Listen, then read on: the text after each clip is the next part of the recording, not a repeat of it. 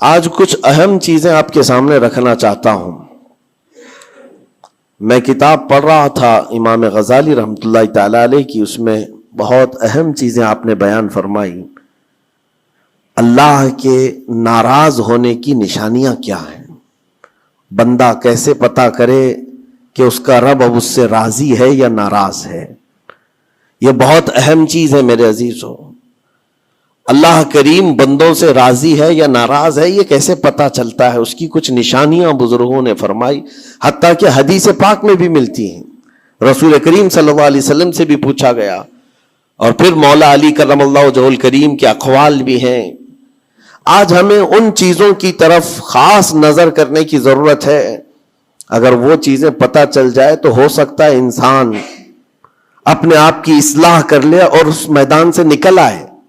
کیونکہ غفلت میں کبھی ایسا ہوتا ہے کہ اسے لگ رہا ہے میں جو چل رہا ہوں صحیح چل رہا ہوں، سب تو ٹھیک ٹھاک ہے، لیکن بسا اوقات ایسا ہوتا ہے کہ وہ اتنے غلط راستے پر ہے کہ رب تعالیٰ کی ناراضگی اس کے ساتھ ہے.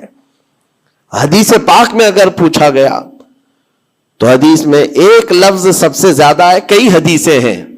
ابن ابی دنیا میں یہ حدیث منقول ہے. حضور پاک صلی اللہ علیہ وسلم نے فرمایا، اللہ کے ناراض ہونے کی سب سے بڑی نشانی یہ ہے کہ جب تم میں سے سب سے برے لوگوں کو تم پر وہ حاکم بنا دے تو سمجھ لو کہ اللہ قوم سے ناراض ہے. برے لوگ، آج تو یہ تو لوگوں میں زبان زد ہو گیا ہے جملہ کہ حاکم جو ہوتے ہیں وہ گنڈے ہوتے ہیں، موالی ہوتے ہیں، جو سیاست میں جاتے حکومت کرتے ہیں وہ سب کے سب چھٹے ہوئے بدماشوں میں سے آتے ہیں. ایک طرح سے لوگوں میں ایک بات مشہور ہے، اور اس کو تو اب نارملی لیا جا رہا ہے. کوئی اچھا آدمی جاتا بھی ہے تو اس کو پوچھا جاتا ہے تجھے کیا ہو گیا کہ تو اس میدان میں آ گیا. حالانکہ یہ میدان اتنا بدنام ہوا ہے تو اس کو آپ نارملی نہ لیں، بلکہ رسول پاک صلی اللہ علیہ وسلم فرماتے ہیں اللہ کے ناراض ہونے کی یہ نشانی ہے. اور دوسری نشانی فرمایا کہ جب اللہ کریم ناراض ہوتا ہے تو بارشوں کو روک لیتا ہے، بے موسم بارش آنے لگتی ہے.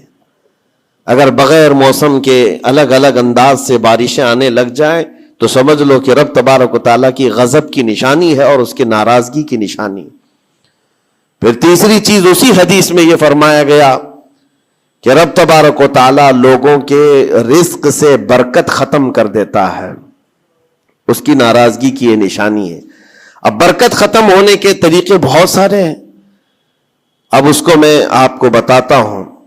لیکن مجھے جو بات بہت اہم لگی اور دل پر لگی، مولا علی کرم اللہ وجہہ الکریم ایک بار بیٹھے ہوئے تھے، تسبیح پڑھ رہے تھے. ایک شخص آیا اور بہت بپھرا ہوا تھا، پریشان حال تھا. دروازہ کھٹکھٹایا، اندر آیا. مولا علی کرم اللہ وجہہ الکریم نے پوچھا کیا بات ہے، کیوں اتنا پریشان ہے؟ کہا کہ میں لٹ گیا، اتنا برباد ہو گیا ہوں، میں کیا کروں، مجھے کچھ سمجھ میں نہیں آتا. یہ کئی لوگوں کی زندگی میں چلتی ہوئی بات میں آپ کے سامنے رکھ رہا ہوں.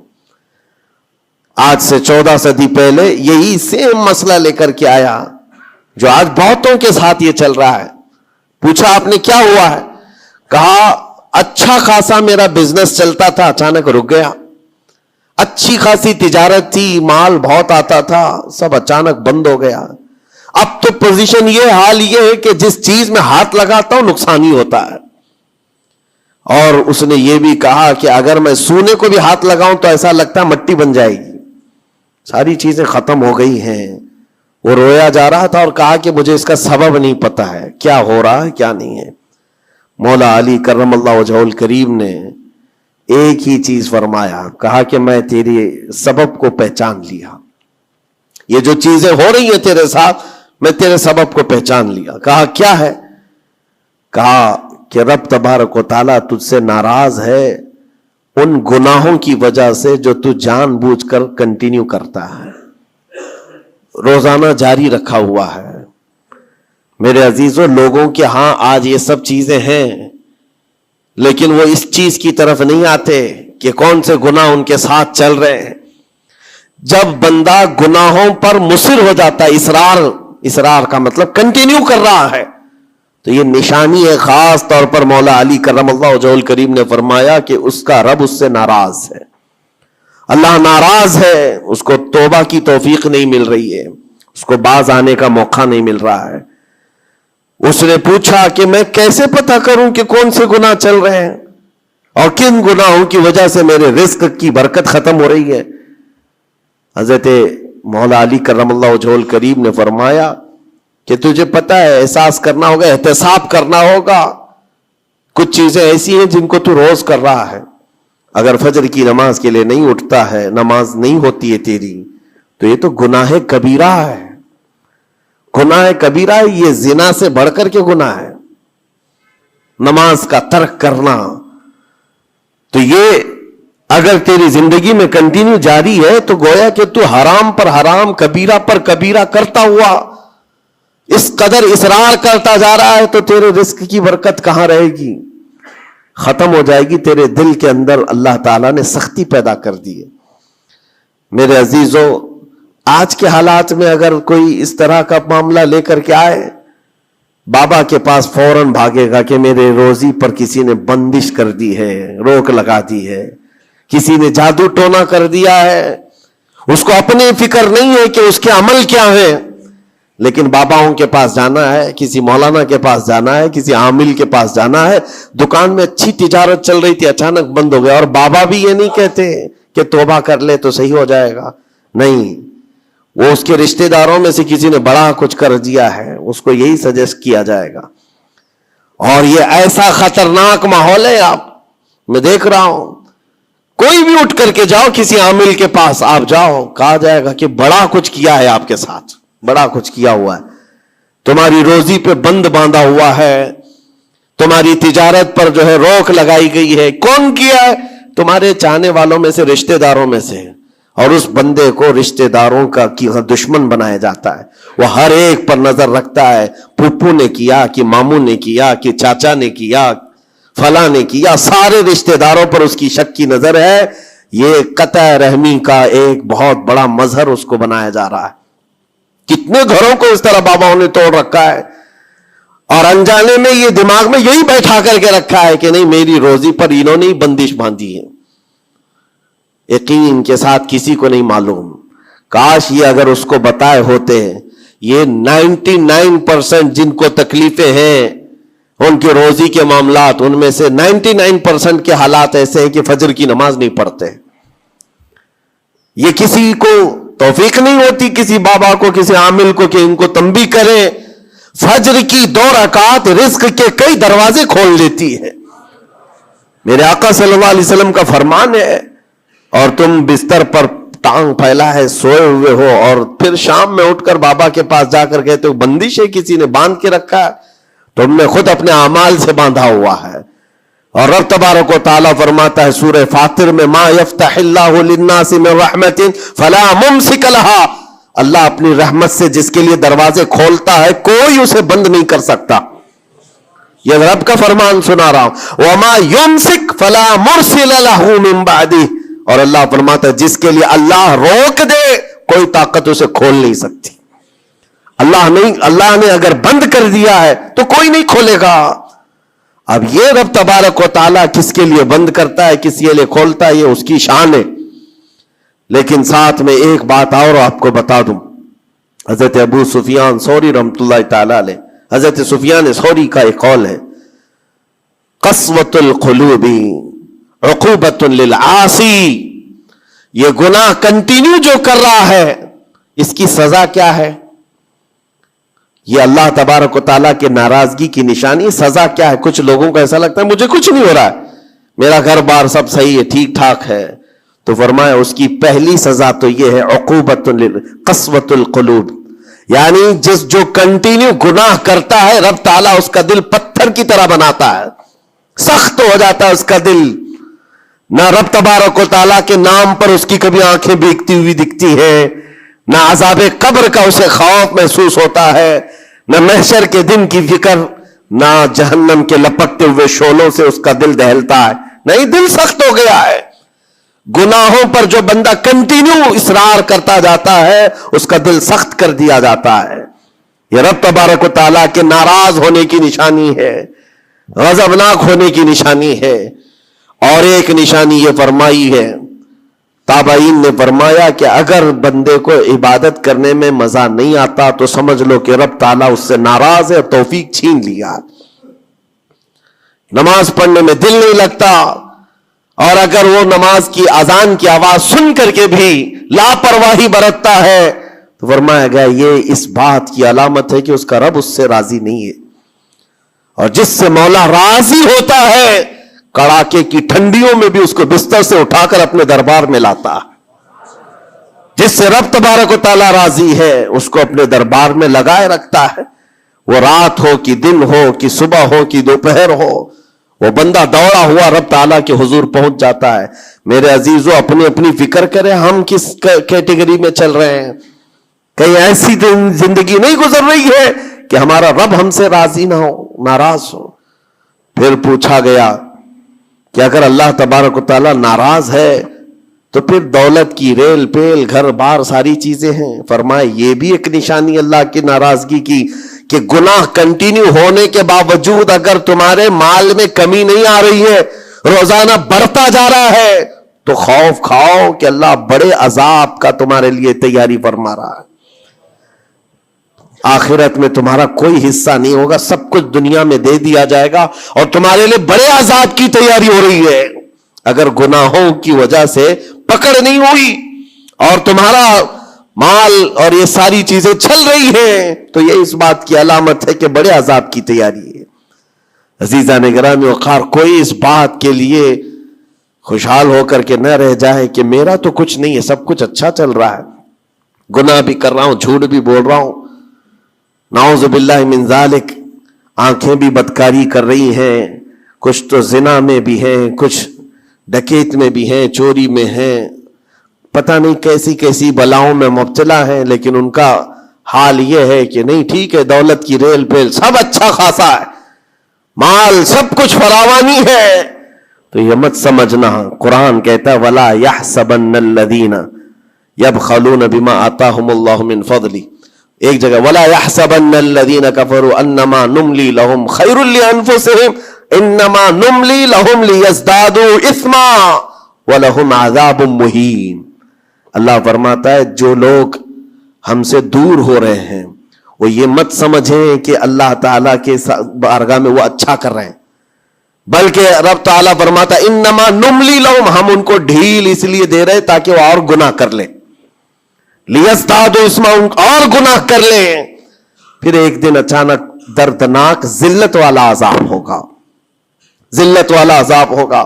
قرآن پاک میں رب تعالیٰ فرماتا وَلَا تَكُونُوا كَالَّذِينَ نَسُوا اللَّهَ فَأَنسَاهُمْ أَنفُسَهُمْ، تم ان لوگوں کی طرح مت ہونا جو اللہ کو بھول گئے۔ جو عبادت سے دور ہوتا ہے یہ اللہ کے غضب کی نشانی ہے، اللہ اس سے ناراض ہے۔ اگر عبادات میں نہیں آ پا رہا ہے، نمازیں اس کی کمپلیٹ نہیں ہو رہی ہیں تو اللہ ناراض ہے اس سے۔ اور قرآن میں رب تعالیٰ فرماتا ہے، یہ سورہ حشر کی آخری آیتوں میں سے ہے، مشہور آیت، وَلَا تَكُونُوا كَالَّذِينَ نَسُوا اللَّهَ، جو اللہ کو بھول گئے تھے ویسے مت بنو، ورنہ کیا ہوگا؟ رب فرماتا فَأَنسَاهُمْ أَنفُسَهُمْ، اللہ ان کو خود اپنے آپ کو بھلا دے گا، یعنی تمہیں ایسا بنا دیا جائے گا کہ تم کو خود یاد نہیں ہوگا تم کون ہو، بھول جاؤ گے۔ قیامت کے دن بھی ایسے بہت ہوں گے جن کو خود پتا نہیں ہوگا کہ کیا تھے، بلکہ مرنے کے وقت بھی کئی لوگ اپنا نام تک بھول جاتے ہیں۔ ان سے پوچھا جائے، اسی لیے تو کلمہ پڑھنے کی تلقین کی جاتی ہے کہ آپ وہاں بیٹھ کر کے کلمہ پڑھتے رہو، ورنہ وہ بھولتا چلا جائے گا، بھولتا چلا جائے گا۔ ایسی کیفیت میں آتا ہے بندہ کہ وہ خود اپنے آپ کو بھول جاتا ہے۔ اور رب تعالیٰ فرماتا ہے کہ جن لوگوں نے اللہ کو بھلا دیا اللہ ان کو بھلا دے گا خود کا، ان کی ذات ایسی بن جائے گی کہ وہ خود اپنے آپ کو بھول چکے ہوں گے۔ عزیزان گرامی وقار، جو نشانیاں بتائی گئی ہیں ان کو چن چن کر کے دیکھو، کہیں میری زندگی میں آ تو نہیں گئی ہیں۔ دل کا سخت ہونا یہ بہت بڑی علامت ہے، اور دل سخت ہے یہ کیسے پتا چلے؟ فرمایا گیا کہ مسجد میں اگر زیادہ دیر بیٹھنے کی خواہش نہیں ہوتی ہے تو دل کالا ہے، اگر قرآن پڑھنے میں دل نہیں لگتا ہے تو دل سخت ہو چکا ہے۔ اٹھاؤ قرآن ہاتھ میں، دیکھو کتنی دیر پڑھ سکتے ہو، اور موبائل کو گھنٹوں چلا سکتے ہو. موبائل کی اسکرین پر تم آنکھیں جمائے بیٹھے رہتے ہو، جبکہ اسی موبائل میں قرآن بھی ہے لیکن وہ کھلتا نہیں ہے. اور قرآن اگر نہیں کھل پا رہا ہے تم سے، اور صفحہ دو صفحہ نہیں پڑھ پا رہے ہو، تو تمہارا دل کالا ہو چکا ہے، دل سخت ہے. یہ 3 علامتیں تو مشہور ہیں.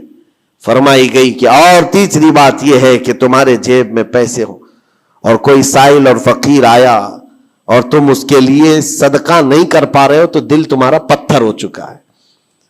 یہ دل کے سختی کی علامت ہے. اور قسوۃ القلوب عقوبۃ للعاصی، یہ کہا گیا ہے دل کا سخت ہونا یہ تو رب کی طرف سے بہت بڑی سزا ہے، بہت بڑی سزا ہے. گنہگار کی سزا یہاں سے شروع ہوتی ہے. اور پھر آپ کو ایسا لگ رہا ہوگا کہ دل سخت ہو گیا ہے تو کیا ہوگا، اس کو ہلکے میں نہ لیں، ہلکے میں نہ لیں. فرمایا گیا کہ جب دل سخت ہو جاتا ہے تو بندہ کفر تک بھی جا سکتا ہے، کفر تک بھی جا سکتا ہے. دل کی سختی اس کو کفر بھی لے جاتی ہے. بلکہ بزرگوں نے یہاں تک فرمایا کہ جب بندے کا دل سخت ہو جاتا ہے تو اس کے نزدیک ماں سے زنا بھی ہلکا لگتا ہے، بیٹی سے زنا بھی اس کے لیے ہلکی چیز ہے. دل سخت ہے تو جانوروں سے زیادہ ذلیل کام کرنے کو بھی آسان سمجھتا. دل کی سختی اس کو بھیانک گناہوں کی طرف لے جاتی ہے جس کی سوچ بھی نہیں کر سکتے. اسی لیے میرے عزیزوں، وہ دل کی سختیاں آنے سے پہلے اپنے رب کو راضی کر لیں، وہ رحمان کو راضی کر لیں. آج کے ان حالات کو دیکھ کر کے یہ سب محسوس ہونے لگتا ہے کہ کہیں رب ناراض تو نہیں ہے بندوں سے. دعائیں کثرت سے ہوتی ہیں، ہماری دعائیں کہاں جا رہی ہیں؟ اور ظالموں کا ظلم بڑھتا چلا جا رہا ہے. شریر اور فسادی لوگوں کو ہماری گردنوں پر حاکم بنایا گیا ہے. یہ سب رب تعالیٰ کے غضب کے علامات ہیں. اجتماعی توبہ ہو، اور توبہ کا بھی مطلب یہ نہیں ہے کہ دونوں گال پہ ہم تھپڑ مار کر کے نکل جائیں. زندگی پر اس توبہ کے اثرات کا اظہار ہونا چاہیے. آج رات کو توبہ کیا ہے، رب تعالیٰ کے حضور سچی توبہ کیا ہے تو کل اس کی زندگی میں تبدیلی تو آئے. رات بھر توبہ کرتا رہا اور فجر میں سو رہا ہے تو کوئی تبدیلی نہیں آئی، یعنی تم نے دل سے اللہ کی بارگاہ میں توبہ ہی نہیں کیا ہے، نہ ہی تمہارے چال چلن میں کوئی فرق آیا. یہ توبہ نہیں ہے. تھپڑ تو 1000 بار مار لو، اس کو توبہ نہیں کہا جاتا. توبہ عزم مصمم کا نام ہے، اور اللہ تبارک و تعالیٰ کو راضی کرنے والی توبہ وہی ہے جو عزم مصمم کے ساتھ ہوتی ہے. جانتے ہو سیدنا عمر فاروق رضی اللہ تعالیٰ عنہ، ان کا دور وہ ایک ایسے رعب و دبدبے کا دور ہے. ایک شخص ایک دکان سے یا گھر سے شراب کی بوتل لیا اور نکلا باہر. شراب کی بوتل لے کر کے حضرت عمر فاروق رضی اللہ تعالیٰ عنہ راستے پر آ رہے تھے، آپ کی نظر پڑ گئی، اس نے بوتل چھپا لیا. شراب کے ساتھ پکڑا جاتا، ابھی کوڑے بھی مارے جاتے اور ذلیل بھی ہوتا. حضرت عمر جیسے بڑھتے آ گئے، اس کی ہیبت بھی بڑھتی چلی گئی. کیا ہوگا کیا ہوگا، بچ بچا کے نکل جاؤں نہیں، لیکن سیدھے وہ سامنے آ کے کھڑے ہو گئے. کہا کہ کہاں سے؟ کہا یہیں سے آ رہا ہوں. کیا ہے جس کو تم بغل میں چھپائے جا رہے ہو؟ جس چیز کو چھپا رہا تھا اسی چیز کا سوال کیا انہوں نے. اس بندے نے کہا کچھ نہیں امیر المومنین، دودھ کی بوتل ہے، دودھ کی بوتل ہے، میں چھپایا ہوا ہوں، آپ آ رہے تھے آپ کی عظمت میں. حضرت عمر فاروق رضی اللہ تعالیٰ عنہ کی دوربین نظر جانتی تھی. آپ نے کہا دودھ کی بوتل ہو تو چھپانے کی ضرورت کیا ہے، نکالو باہر. اب اس کے ہاتھ اتنے کانپنے لگ گئے ڈر کے مارے کہ وقت کا وہ امیر المومنین کھڑا ہے جس سے قیصر و کسریٰ بھی تھر تھراتے ہو. اب ان کے سامنے کیا بہانہ کیا جا سکتا ہے؟ اس نے بغل میں سے آہستے سے بوتل نکالی، آپ کے سامنے سر جھکا کر پیش کیا. حقیقت میں وہ دودھ کی ہی بوتل تھی، دودھ کی ہی بوتل تھی. یہ دیکھ کر اس کا سر چکرا گیا. شراب لے کر کے نکلا تھا اور بغل میں چھپایا بھی تھا امیر المومنین کے ڈر سے. حضرت عمر فاروق نے کہا کہ یہ دودھ کی بوتل ہے تو تیرے اندر اتنا ڈر اور سہم کس بات کا، سچ بتا. رونے لگ گیا، آپ کا دامن پکڑ کر کے کہا امیر المومنین سچ بتاؤں تو شراب کی بوتل لے کے نکلا تھا، لیکن جیسے ہی آپ پر نظر پڑی دل اتنا پسیج گیا، میں اندر سے رحمان کو پکارا، اے رب کریم آج تو عمر کے سامنے میری عزت بچا لے, کبھی ہاتھ نہ لگاؤں گا, شراب کبھی نہیں پیوں گا. دل سے میں نے پکارا, رب تعالیٰ نے میری عزت رکھ لی اور اس شراب کو دودھ میں بدل دیا. میرے عزیزوں, وہ ناراض ہوتا ہے تو جلدی راضی بھی ہوتا ہے, وہ راضی بھی ہوتا ہے. ایسا نہیں ہے کہ مولا تعالیٰ غضبناک ہے تو بندوں کو عذاب میں مبتلا کرے گا. ایک دعا کرو, ایک دعا کرو رب تبارک و تعالیٰ کی بارگاہ میں, جو مجھے بڑی لگی دل کو, جو میں آپ کے سامنے شیئر کر رہا ہوں. کبھی سجدے میں گر کر اس سے مولا سے اتنا کہو کہ اے رب, تیرے لیے بندے میرے علاوہ کروڑوں ہیں, میں ایک نہیں ہوں, تیرے تو کروڑوں بندے ہیں, لیکن مولا میرے لیے تو صرف تو ایک ہی ہے. میرے لیے تو صرف ایک ہی ہے جس کے سامنے جھک کر میں مانگ سکتا ہوں. تجھ سے جو منہ چھپاؤں تو کروں کس کے سامنے. رب تبارک و تعالیٰ کو یہ ادا پسند آتی ہے, کیونکہ یہ قرآن پاک میں حضرت عیسیٰ علیہ السلام کے ضمن میں بیان کی گئی ہے. اللہ تعالیٰ نے خود اس کو قرآن میں فرمایا, ان تعذبہم فانہم عبادک وان تغفر لہم فانک انت العزیز الحکیم. عیسیٰ علیہ السلام نے اپنے امتیوں کے لیے اللہ کی بارگاہ میں یہ التجا کی تھی, مولا اگر تو ان کو عذاب دے گا تو تیرے ہی تو بندے ہیں, تیرے ہی تو بندے ہیں, اور اگر بخش دے گا تو تو غالب حکمت والا ہے, تیرے خزانے میں کوئی کمی نہیں ہونے والی ہے. عزیزان گرامی وقار, جن گناہوں پر زندگی گزر رہی ہے اس سے نکل آنا ضروری ہے. آج یا کل موت کا فرشتہ آ جائے گا, کہیں ایسا نہ ہو کہ اسی گناہوں کے دروازے پر ہمیں دستک دی جائے, اور جو بندہ جس حال میں دنیا سے مرتا ہے پھر اسی حال میں اسے اٹھایا نہ جائے, ذلیل لوگوں میں اس کو قیامت کے دن اٹھایا نہ جائے. جانے کی تیاری تو ہونی چاہیے, اور جس طرح سے بھی ممکن ہو سکے توبہ کرو, اپنے اندر سے اور باہر سے صاف ہو جاؤ. اور رب تبارک و تعالیٰ کو راضی کرنے کے لیے توبہ سب سے بڑی چیز ہے, سب سے بڑی چیز ہے. میرا رب فرماتا ہے قرآن پاک میں, لا تقنطوا من رحمت اللہ, اللہ کی رحمت سے مایوس نہ ہو, وہ سارے گناہوں کو معاف کرے گا, بے شک اللہ غفور و رحیم ہے. لیکن آج جو اس کے ناراضگی کی نشانیاں ہیں اپنی زندگی میں ڈھونڈ ڈھونڈ کے نکال لو. اگر مجھ سے عبادت نہیں ہو رہی تو میرا رب ناراض ہے مجھ سے, میرے گھر میں تجارت پر روک لگی ہے تو میرا رب ناراض ہے, اور اگر مال و دولت کی کثرت ہے لیکن گناہ مجھ سے نہیں چھوٹ رہے ہیں تو پھر تو اللہ تعالیٰ ایک بڑے عذاب کی تیاری میں ہے. رب تبارک تعالیٰ ایک بڑا عذاب میرے لیے تیار رکھا ہے, بڑا عذاب میرے لیے تیار رکھا ہے. میرے ان گناہوں کی وجہ سے وہ سب کچھ مجھے دنیا میں دے رہا ہے. یہ ڈر کی بات ہے. اللہ تبارک و تعالیٰ کی بارگاہ میں دونوں چیزیں رکھے, اس کی بخشش کی امید بھی اور اس کے پکڑ کا خوف بھی. اور اس خوف اور امید کے بیچ میں جینے کا نام ایمان کی زندگی ہے. اللہ کریم ہم سب کو اس ایمان کی زندگی عطا فرمائے. رب تبارک و تعالیٰ ہم سب کو اپنے غضب سے دور رکھے, اس کی ناراضگی سے ہمیں دور رکھے. اللہ اے رب کریم اس وقت تک ہمیں تو دنیا سے نہ اٹھا جب تک تو ہم سے راضی نہ ہو جا. اے اللہ جب تک تو ہم سے راضی نہ ہو جا, اے اللہ جب تک تو ہم سے راضی نہ ہو جا. وصلی اللہ تعالی علی خیر خلق محمد وآلہ وصحبہ اجمعین, وآخر دعوانا الحمد للہ رب العالمین. السلام علیکم.